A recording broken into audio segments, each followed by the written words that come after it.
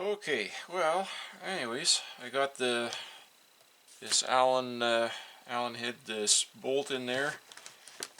Like I say, I did get the little Nylar lock nut in behind there. When the cover's off, it's easy enough just to get a small combination wrench open end down in there to hold the nut. So started off with just a pair of needle nose pliers to hold the nut in place, and then spun it through. The nylon, there is the thread insert in the case there. Like I say, it's epoxied in there, but how well it'll hold, I don't know. So like I say, I figured to add the little nut in behind there as a extra insurance, just so that it doesn't pull out. Like I say, I got the spacer top hat in there like you're supposed to have, so that's good there. Went ahead and put the bucking spike on, and this is one of these aftermarket kits that I got. It had an OEM spike on it, but it was the dog was one of those big West Coast ones that I absolutely hate. I'm always having issues with those, so for me personally, I'm not saying that they're wrong for other people. If it works for you, great. Does not work so good for me. Not the kind of wood that I cut. Short bark or fine tight bark wood here where I am. Big West Coast spikes have a tendency to hang up the saw in the cut, or get snagged and everything in brush and stuff where I'm working. So for me, the original OEM set would have been preferred, but like I say, I couldn't find anything at a reasonable price, and I don't have anything in my stock of wrecked junk here, so I ordered a couple of sets here last winter from China, of course, these aftermarket ones here just for these clone saws. They fit on all these chassis, the 365s, 371s, 372s, and all the Jonsered variants of the 2165s and 2171s, and well, you name it anyways. So like I say, it's a copy of the factory original. It's got the chain catcher on here. I installed that, so that's on there now. We're gonna go ahead and I had the clutch off for servicing here originally there, just to check everything, make sure my clutch bearing was good. So I'm gonna keep moving along here. Gonna reassemble that here right away. Had a 7-tooth on here. This one is pretty worn, so I'll go ahead and change that out. I got a new one in here somewheres. My collection here, yep. And this is one of these, again, if you remember back in one of my videos, I was doing some service work on one of my old 365 Husqvarnas there, and I went ahead and bought a bunch of these, well, again, these import no-name brand sprockets here. So we'll go ahead and run that here. My needle bearing's in good shape yet, so nothing wrong there. We'll go ahead and grease that up and put it on. It seems when I don't show me doing it, everybody says that I'm not doing it, so I got some red tack grease here, a little bit here in the tube left here. So we'll go ahead and goop this bearing up here and get this on here right away.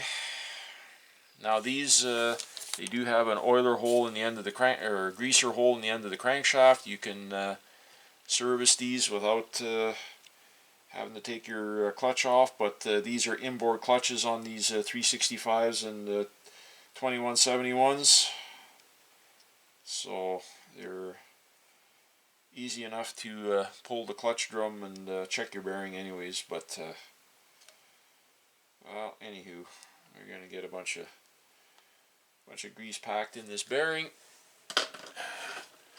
Gonna go ahead and show it, because whenever I don't show it, everybody seems to say that I don't service my clutch bearings, or I always have to remind me in the comments. So I don't mind you folks commenting, but trust me, I do service my my units. You got to make sure your I'm just going to go ahead and pull that off for a second. Got to make sure your notch here in your clutch drum is lined up with your oiler drive there. You got to find where it's at, and there we go. We can get it in there. course, and we'll knock the bearing out. There we go. I got my E-clip here for it. Put my spacer washer here back on, like so.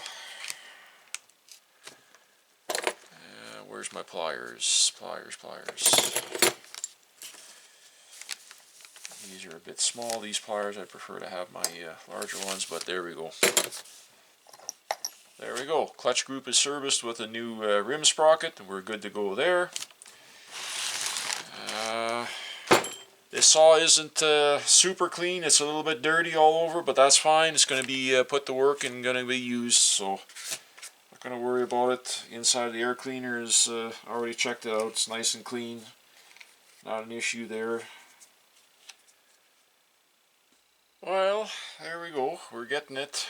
Got the top cover back on. A few other little things buttoned up here and there. The one thread insert here for the top cover, unfortunately, wasn't playing nice. It came out. The hole is too wallowed out. I can't. I'm gonna have to tap it out to the next size over, I guess, to or from a M5 to an M6, but I don't want to drill out my top cover hole either because it's got like a little bushing in there. So these two back ones are holding fine. The front one here, it would be nice to have it bolted down, but unfortunately sometimes you just can't. The casing on the is just too wallowed out. The screw was rattling around in there loose for way too long. Like I say, people don't check things, they just run it the way it is. So anyways, just getting everything buttoned back up here.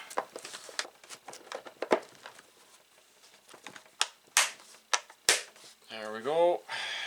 Top cover on. Now we're going to go ahead and slip the handle on, and that'll be it. The saw will be ready to go. Got my hardware here. There we go. They're all 5. So I think there's one a little bit, possibly a little bit longer here. One there.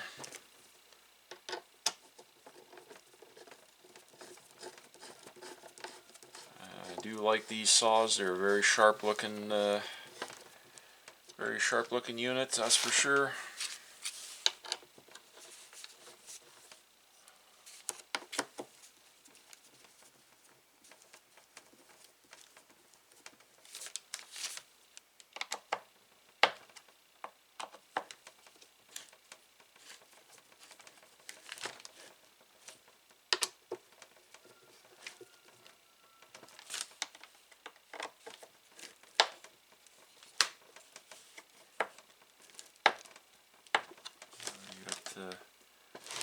Possible screw that's not playing nice there either. I'll have to go find another one in my collection of parts and pieces. The head on that one is getting a little bit wallowed out for whatever reason.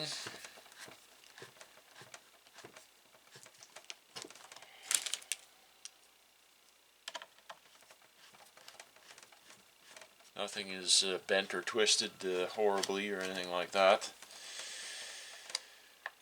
All my plastics are in good shape. The holes aren't stripped out there. That's good. A lot of times people bugger those up. I say I was going to go ahead and change this oil tank cap here, which probably will. I got another one over here from another oil tank from another Jonsered, a newer wrecked one here. It's the newer style with the wider wing or whatever they call it. But as you can see, they fit nice, they work good. Nothing wrong with that. Nice positive tight seal. No more leaky cap. These old flat kind here or whatever with the O-ring around the outside here, they have a tendency, these buggers, to leak. Not a fan of that style of cap. Prefer the newer style. It's got the double lip seal that goes over the edge of the cap. They seal up nice and positive. So there we go. Got a match set of caps. Side cover. The original on here. The end of it, there's busted out where the chip flap normally is. The rest of this cover was okay, in all right shape. The chain tightener side mechanism here works good on it and everything. But like I say, there was a chunk busted out of here. So looking around, did some horse trading with some guys that I know, and found a cover here complete, good shape, still has a chip flap, nothing broken. The chain tensioner works well, just a little dirty, no big deal. On there like so. And missing the little keeper screw for the outer dog, but there we go. One complete saw, 2171 Jonsered, all back together. Gonna go ahead and throw a little bit of gas in it here off camera and see if it's I can get it fired up, and we'll see how it runs. There it is, one completed Jonsered 2171. All back together. We'll go ahead and fire it up.